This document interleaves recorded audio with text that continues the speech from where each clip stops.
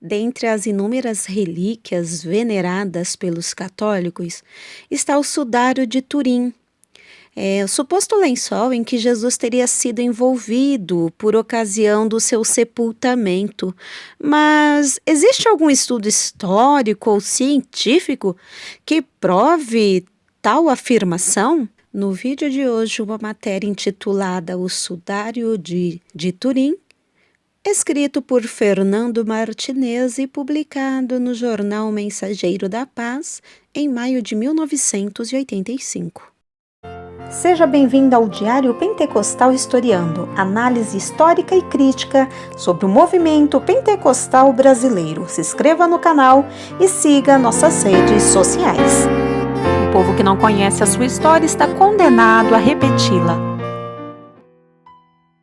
Na Bíblia está escrito que o senador José de Arimateia, após a morte de Jesus Cristo, pediu ao governador Pilatos o corpo do Senhor a fim de sepultá-lo. Lê-se em Mateus 27, versículos 59 e 60. E José, tomando o corpo, envolveu-o no fino e limpo lençol e o pôs no seu sepulcro novo, que havia aberto em rocha, e, rodando uma grande pedra para a porta do sepulcro, foi-se. Esse lençol é o sudário, que a Igreja Católica Romana declara possuir como relíquia na cidade italiana de Turim. Nicodemos, que acompanhou José de Arimateia, levou quase 100 arráteis de um composto de mirra e aloés, diz o Evangelho de João, que acrescenta: tomaram, pois, o corpo de Jesus e o envolveram em lençóis com as especiarias, como os judeus costumam fazer na preparação para o sepulcro. Ressuscitado o Senhor, Simão Pedro entrou no sepulcro e viu no chão os lençóis, e que o lenço que tinha estado sobre a sua cabeça não estava com os lençóis, mas enrolado num lugar à parte.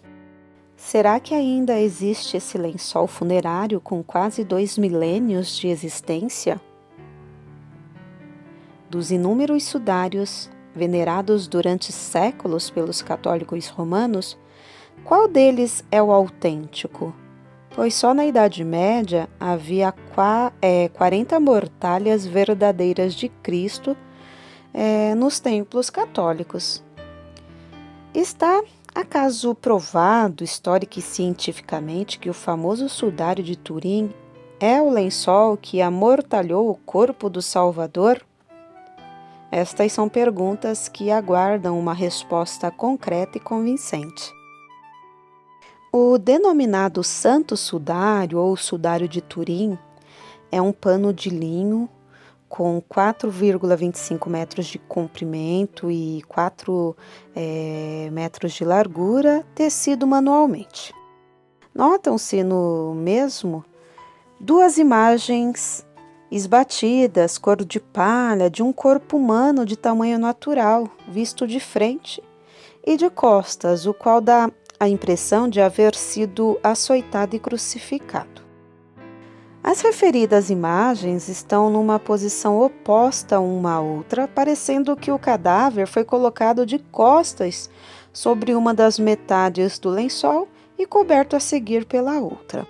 Existem diversos buracos no sudário e manchas de água, bem como partes queimadas devido a um incêndio, o qual derreteu parcialmente o relicário de prata que continha o tecido. Isso ocorreu no ano de 1532. Então, praticamente nada se sabe do sudário de Turim antes do século XIV. É ponto assente, porém, que procedeu do cavaleiro templário Godofredo de Charnay, a igreja de Lirey, Troyes, pertencendo desde 1452 à Casa Real de Saboia. Em 1578, transferiram-no para a Catedral de São João em Turim, aonde permanece. Entretanto, o rei Humberto doou-o ao Vaticano, que se tornou seu proprietário, não obstante continuar na cidade de Turim.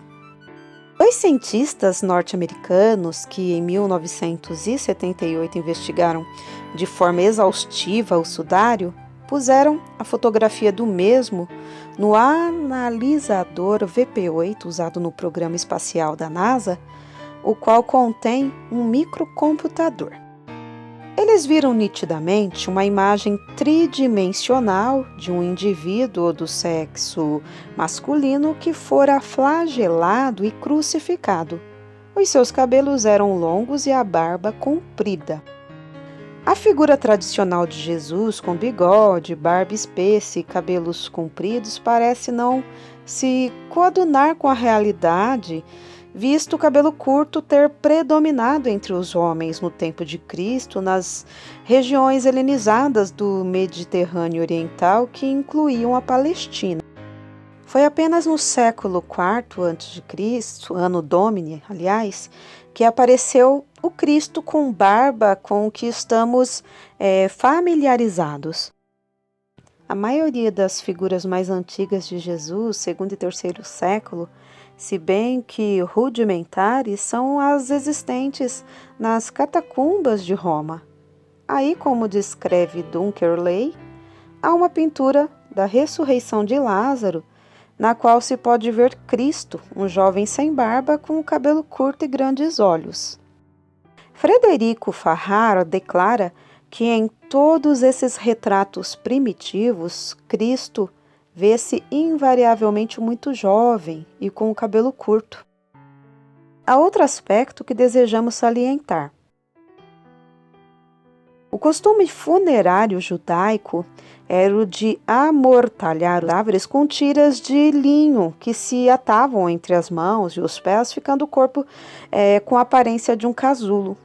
Esse uso generalizado entre os judeus contraria a teoria do sudário em causa. O rei que escreveu: envolvia-se o cadáver num sudário e ligaduras embebidas em resina eram enroladas em torno das mãos e dos pés. Um lenço, o sudário, era colocado sobre o rosto. Vide João 11,14. Por último, fechava-se o túmulo. Foi o que sucedeu com Lázaro, a quem Cristo ressuscitou. O evangelista Mateus diz que o senador José de Arimateia tomou o corpo de Jesus Cristo e envolveu num fino e limpo lençol. Tal mortalha não era uma peça como a do sudário de Turim. Também João escreve que o sobredito senador e Nicodemos pegaram no corpo de Jesus e o envolveram em lençóis com as especiarias, como os judeus costumam fazer na preparação para o sepulcro. Muitas teorias surgiram a respeito do Santo Sudário, desde a fraude, imagem pictória dos séculos 13 e 14, até o lençol que embrulhou o corpo de um defunto da Palestina, qual poderia ser eventualmente o próprio Jesus de Nazaré. Grande e complexa controvérsia tem se levantado acerca da sua autenticidade.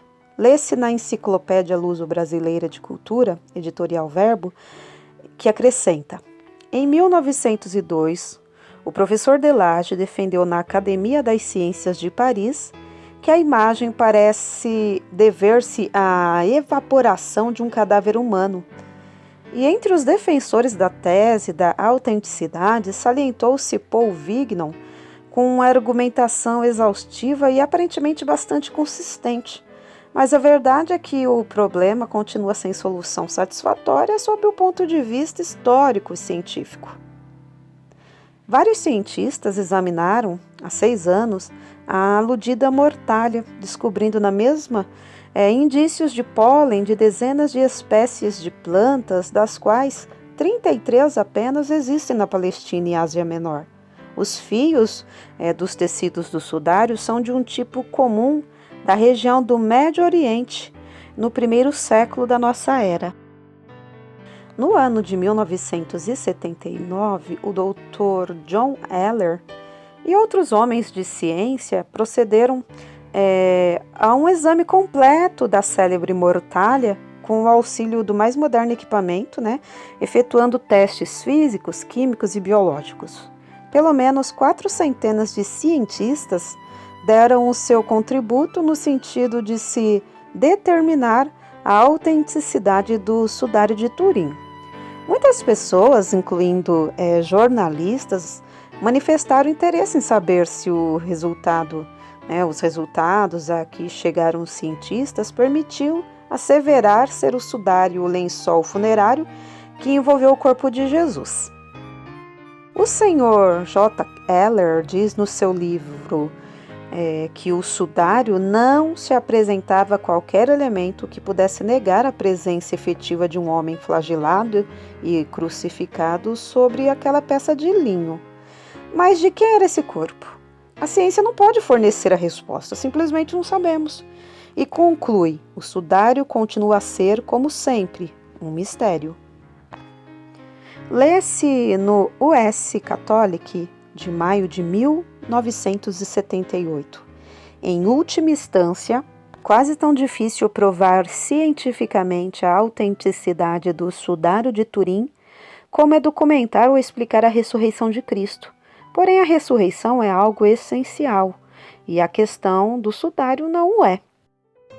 Visto o sudário de Turim tratar-se, quiçá, da mais famosa relíquia venerada ainda hoje pelos católicos romanos, não queremos finalizar este assunto sem reproduzir para os leitores uma lista de relíquias curiosas e que também caricatas que o escritor protestante David Schaff menciona na sua obra Nossa Crença e a de Nossos Pais. Respingamos da mesma sem comentários, de modo que o leitor possa tirar suas próprias conclusões o seguinte. Entre os mais curiosos tesouros trazidos da Palestina ou transferidos de Constantinopla pela piedade dos cruzados, figuram as barbas de Noé, os chifres atribuídos a Moisés, a pedra sobre que Jacó dormiu em Betel, crinas da besta de Balaão e o ramo no qual Absalão se embaraçou.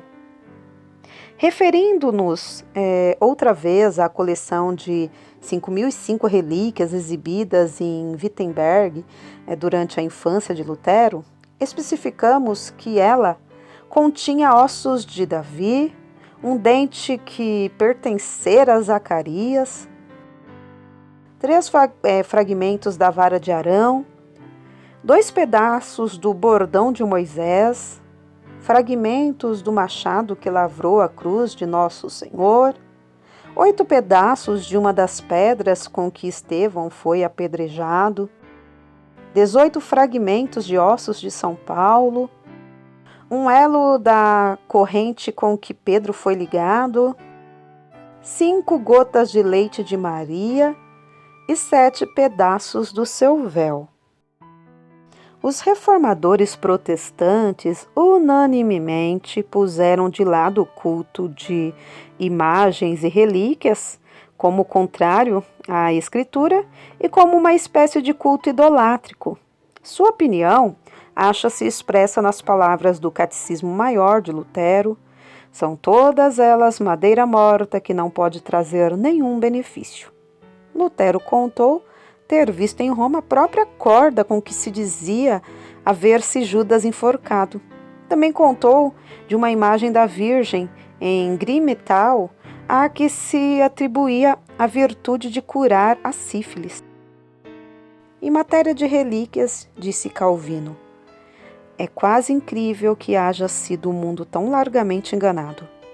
Posso mencionar 3 prepúcios de Nosso Salvador, 14 cravos exibidos em lugar dos 3 que teriam sido retirados da cruz, 3 exemplares da túnica inconsútil de Cristo, sobre a qual os soldados lançaram sortes, 3 lanças com que o lado do nosso Salvador foi traspassado, 5 lençóis de linho em que seu corpo esteve envolto no túmulo.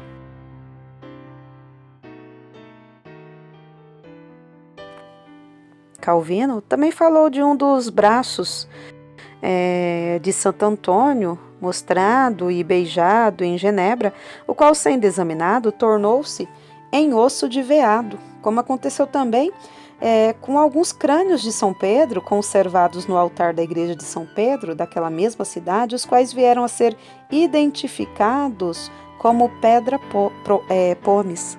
Os quais vieram a ser identificados como pedra pomes.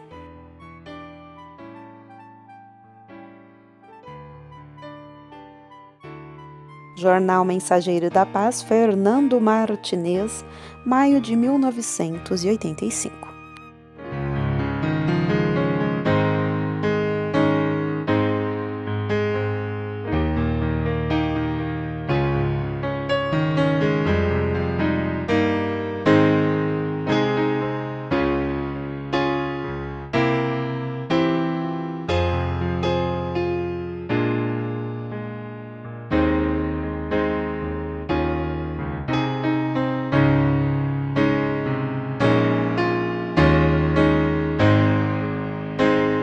Porque nada podemos contra a verdade, senão pela verdade. Segunda carta aos Coríntios 13:8.